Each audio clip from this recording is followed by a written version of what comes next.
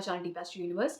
मैं आज आपके साथ बात करूँगी लियो लग्न राशि मतलब सिंह लग्न राशि वालों के लिए फरवरी का महीना कैसा रहेगा। आपके साथ मैं बात करूँ मैं सिंह लग्न वालों के लिए एक बहुत ही इंटरेस्टिंग सी चीज़ बताना चाहती हूँ। अगर आपको किसी की कुंडली में ये देखना है कि वो लाइफ में इंडिपेंडेंटली काम करेगा या जो भी करेगा इंडिपेंडेंटली करेगा या फिर वो पार्टनरशिप में चीज़ें करेगा। वो किस तरीके से ज़िंदगी को अपने जिएगा। एक बॉस की तरीके से जिसके अंडर बहुत लोग काम करते हैं, लीडर की तरीके से या फिर वो एक सबऑर्डिनेट के तरीके काम करेगा या एक लेबर की तरीके काम करेगा। अगर आपको ये डिफरेंस करना है, तो बेस्ट चीज़ होती है आप देखिए उसका लग्न किसका है। लग्न अगर सपोज़ करिए D1 चार्ट में ही अगर लग्न उसका सिंह है, तो मतलब वो हमेशा इंडिपेंडेंट ही काम करेगा, पार्टनरशिप में नहीं। वो अपने ही चीज़ का राजा होगा, उसके अंडर लोग होंगे और वो कितना स्ट्रॉन्ग है वो चार्ट पे डिपेंड करता है। वो चीज़ आप डिविज़नल चार्ट्स में भी देख सकते हैं, नवमांश में दिखता है, तो वहाँ पे भी कन्फर्म होता है कि अपनी आगे की ज़िंदगी में वो कहीं न कहीं इंडिपेंडेंट हो जाएगा और उसके अंडर लोग काम करेंगे, वो बॉस की तरीके काम करेगा अपनी ज़िंदगी में, इंडिपेंडेंट एकदम, किसी पे भी निर्भर नहीं होगा। दशमांश पे भी ये कन्फर्म हो जाता है, अगर उसका लग्न वहाँ पे सिंह आता है। तो सिंह लग्न वाले ऐसे ही होते हैं अपनी ज़िंदगी में, इंडिपेंडेंट, बोल्ड, प्राइड उनके अंदर कूट-कूट के भरा होता है, लीडर की तरीके बात करते हैं। उनके अंदर वो एक सेल्फ रिस्पेक्ट ईगो भी होता है, जब उनकी बातों से पता चल जाता है। उनके अंडर लोग काम करते हैं, वो कभी किसी के आगे झुकना पसंद नहीं करते हैं, सिंह लग्न वाले, राशि वाले। तो अब सिंह लग्न राशि वालों की बात की है तो सूर्य की बात कर लेते हैं। सूर्य पहले ही महीने के ट्रांज़िट में वो आपकी मकर राशि में रहेगा और फिर उसके बाद 13 फरवरी को वो कुंभ में चला जाएगा जब कुंभ संक्रांति होगी। तो मकर राशि में जब ये सूर्य रहेगा तो ये छठे भाव में रहेगा और ये आपके पहले भाव का मालिक, तो कहीं न कहीं आपकी हेल्थ में कहीं न कहीं आपको प्रॉब्लम दिख सकती है, आप बीमार पड़ सकते हो। इस चीज़ का ध्यान रखिएगा या फिर आपकी फाइट हो सकती है, ईगो क्लैशेज़ हो सकते हैं, इसकी भी ध्यान रखिएगा। फिर जब ये कुंभ राशि में चला जाएगा सप्तम भाव में, तो यहाँ पे भी आप ये ध्यान रखिएगा कि आपके पार्टनर्स के साथ ईगो क्लैशेज़ ना हो और आपके स्पाउस के साथ आपके ईगो क्लैशेज़ ना हो। पर ये कहीं न कहीं आपके अंदर वो प्राइड आपके स्पाउस के अंदर वो प्राइड भर सकता है अगर आपके स्पाउस हों। और ये कहीं न कहीं ये भी ये दिखाता है क्योंकि सप्तम भाव में सूर्य रहेगा, तो हो सकता है फॉर द टाइम बीइंग ये आप दोनों के बीच में ईगो क्लैश भी करवा दे। ईगो क्लैशेज़ नहीं होंगे, तो कहीं न कहीं आपके स्पाउस के अंदर भी ईगो आ सकता है या फिर आपकी खुद की पब्लिक इमेज भी ऐसी बन सकती है कि आप बहुत ही प्राउडी हो, आप बहुत ही घमंडी हो, इस तरीके की भी इमेज बन सकती है।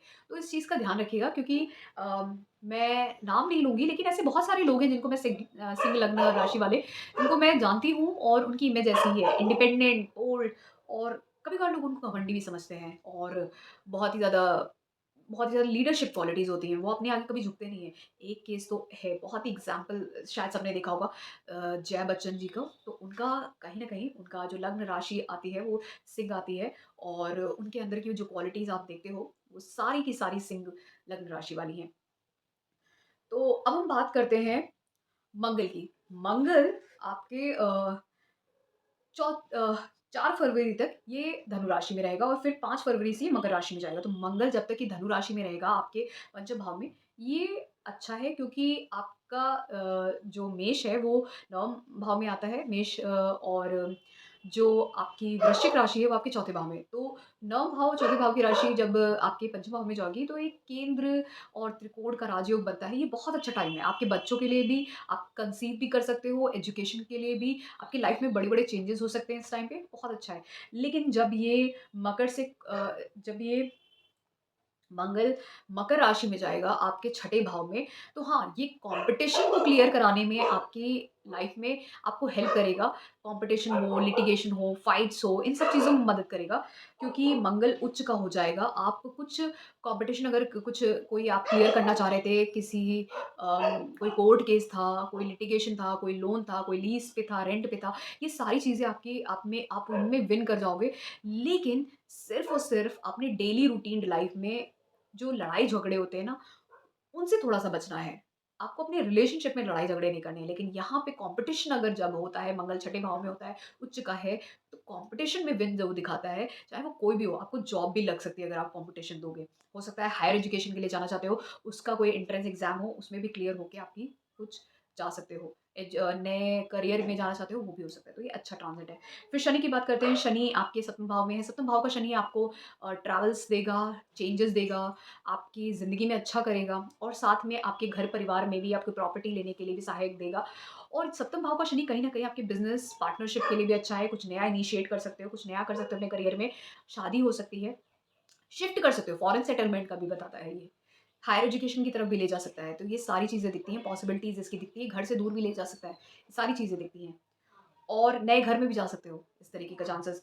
फिर बुध की बात करें, तो बुध आपका पहले मकर राशि में रहेगा और फिर 20 फरवरी को ये कुंभ राशि में चला जाएगा। तो बुध आपका 11वें घर का मालिक है और दूसरे घर का मालिक है। जब 11वें घर का और दूसरे घर का मालिक जब आपके छठे भाव में रहेगा, तो ये बुध आपको मदद करेगा क्योंकि छठे घर में बुध कहीं न कहीं उच्च का होता है, वहाँ पे कन्या राशि कालपुरुष में आती है। तो ये 11वें घर का और दूसरे घर का मालिक जब छठे भाव में होगा, तो हो सकता है आप अगर जॉब की तलाश कर रहे हो, तो वहाँ पे आपको कहीं न कहीं आपको एक अच्छी जॉब लग जाए।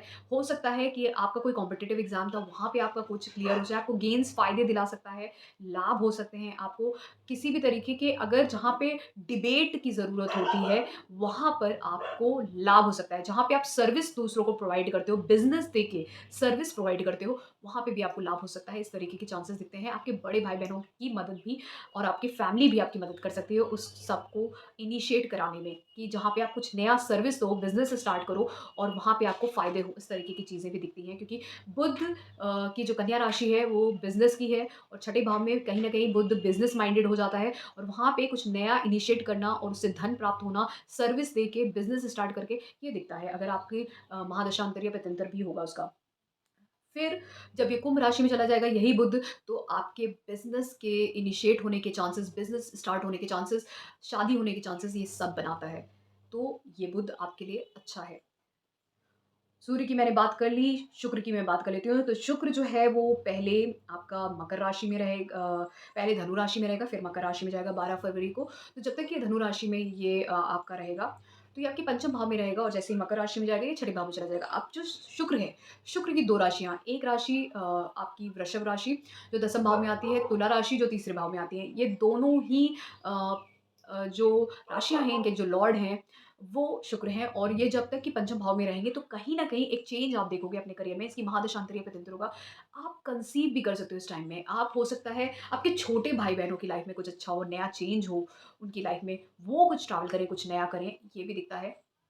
और आपके भी करियर में आप चेंज देख सकते हो और ऐसे ज़्यादातर लोग क्योंकि उनके दसम भाव में शुक्र की राशि होती है, तो इनका जो कार्य है, बहुत सारी चीज़ों से मैं अभी कनेक्ट करती हूँ, किन-किन चीज़ों से इनका कनेक्टेड होता है कभी-कभार। इनका कार्य क्षेत्र या तो ये डॉक्टर होते हैं, फार्मेसी, मेडिकल फ़ील्ड में होते हैं क्योंकि दूसरा भाव शुक्र का भाव है, क्योंकि शुक्र कहीं न कहीं हीलर्स का भी साइन होता है, या तो ये मीडिया में होते हैं मीडिया में कोई भी हो सकता है, एक्टर, डायरेक्टर, सिंगर, ये किसी तरीके से मीडिया से कनेक्टेड होते हैं, या फिर ये ऐसी फ़ील्ड में होते हैं जहाँ पे जो विमेन ओरिएंटेड प्रोडक्ट्स बिकते हैं, उन सब चीज़ों में भी होते हैं। तो इनमें से ये किसी भी चीज़ में हो सकते हैं और क्योंकि तीसरे भाव में भी शुक्र की ही राशि आती है तो जो तीसरा भाव होता है वो हमारे स्किल्स का होता है, हमारे कम्युनिकेशन का होता है। तो कहीं न कहीं जब 10वां और तीसरा भाव जुड़ता है, तो कहीं न कहीं ये मीडिया का कॉम्बिनेशन भी बनता है। मीडिया में जितने भी लोग आते हैं, इसका कॉम्बिनेशन बन सकता है। आप डांसिंग, सिंगिंग इनमें से किसी में भी हो सकते हैं। इवन आप वुमेन के प्रोडक्ट्स की भी स्किल्स रखते हो सकते हैं। उनके जो प्रोडक्ट्स होते हैं, इवन आप परफ्यूम्स इन सब से जो गैजेट्स होते हैं ये सभी, इवन मेडिकल साइंस की भी जो फील्ड होती है वो भी इसी में ही आती है शुक्र में और हीलर्स भी जो होते हैं वो भी इसी में जुड़े होते हैं। तो जितने भी हीलर्स भी आप देखते हो वो भी यहीं पे आते हैं। तो शुक्र का मैंने बता दिया। शुक्र जब मकर राशि में जाएगा आपके छठे भाव में तो ये कहीं न कहीं आपके लिए कोई एक जॉब अपॉर्च्युनिटी भी दे सकता है।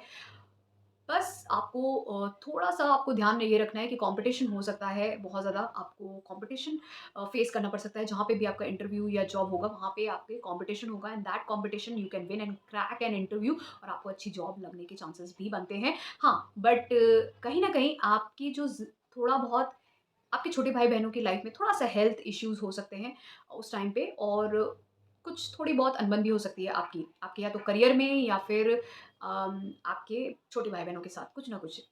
तो और डेली रूटीन अगर आप ट्रैवल करते हो जॉब के लिए तो वहाँ पे भी थोड़ा बहुत आपको ध्यान रखना चाहिए। हेल्थ इश्यूज़ का कुछ बीमार पड़ सकते हो, इस तरीके की चीज़ें भी दिखती हैं।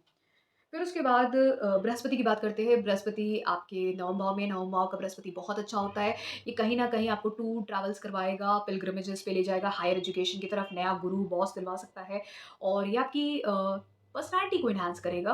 कहीं न कहीं आपकी विज़डम को बढ़ाएगा, आपकी कम्युनिकेशन को अच्छा करेगा, आपको छोटे शॉर्ट डिस्टेंस ट्रैवल कराएगा, आपके छोटे भाई-बहनों की लाइफ में बहुत अच्छा हो सकता है। आप कंसीव कर सकते हो, पंचम भाव को देखता है, आप एजुकेशन के लिए जा सकते हो, आप अपनी एजुकेशन से कुछ नया कर सकते हो, आपकी लाइफ में चेंजेस लेके आएगा, ये दिखाता है। अगर इसकी महादशांतर या प्रत्यंतर भी होगा। आपके गुरु आपकी लाइफ में आ सकते हैं, कोई नया गुरु, बॉस, कुछ भी, आपके पिता आपका साथ देंगे। वो गुरु के रूप में आपको कुछ नया डायरेक्शन दे सकते हैं लाइफ में, कुछ नया इनिशिएट करने का।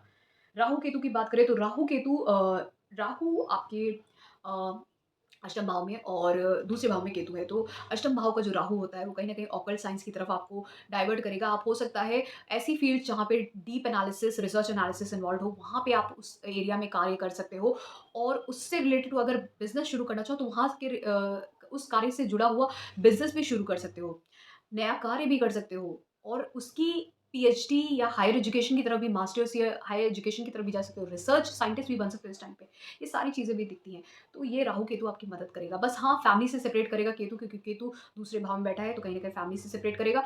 मनी के को जोड़ना, जो संचित जो आपका जो धन होता है, स्टोर्ड जो इनकम होती है, जो आपके बैंक अकाउंट्स में होती है, वहाँ पे थोड़ा-सा हो सकता है डाइल्यूशन हो सकता है, क्योंकि केतु बैठा है तो कहीं न कहीं वो फ्लो जो है उसको, उस स्टेबिलिटी को कहीं न कहीं गड़बड़ कर देगा और हो सकता है थोड़ा बहुत खर्चा करा दे या कहीं न कहीं थोड़ा बहुत सिचुएशन ऐसी हो सकती है जहाँ पे आपको खर्चा करना पड़े, क्योंकि केतु दूसरे भाव में बैठेगा। तो ये था मेरा एनालिसिस सूर्य का लग्न, लियो लग्न राशि वालों के लिए, सिंह लग्न राशि वालों के लिए, फरवरी का महीना कैसा रहेगा उनके लिए। और अगर आपको ये पसंद आया है, so please do subscribe to my channel Deep Astro universe.